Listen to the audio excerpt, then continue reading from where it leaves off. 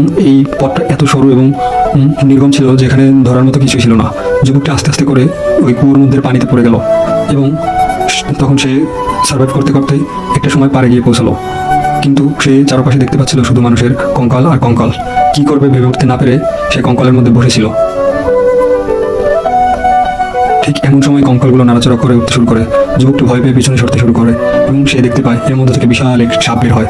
সে তার মায়ের দেওয়া বাঁশিটি বাজানো শুরু করে, যার ফলে সাপটি নাচতে শুরু করে এবং নাচা শেষ হলে সাপটি তার কাছে কিছু খেতে চায়। যুবকটি তার মায়ের বানিয়ে দেওয়া রুটির একটি সাপকে দেয়। সাপ খেয়ে খুশি হয় এবং যুবককে মাথায় করে উপরে পৌঁছে দেয়। যুবক উপরে পৌঁছেই খুব খুশি হয়ে পথ চলা শুরু করে। কিন্তু তখন রাত্র হওয়ায় ঝোপের মধ্যে থেকে একটি বনসিংহ বের হয় এবং যুবকটি ভয়ে গাছের উপরে ওঠে।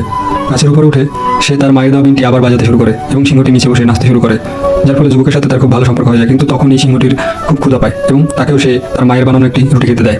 এরপরে সিংহটি তাকে তার পিঠে করে নিয়ে পথ চলা শুরু করে।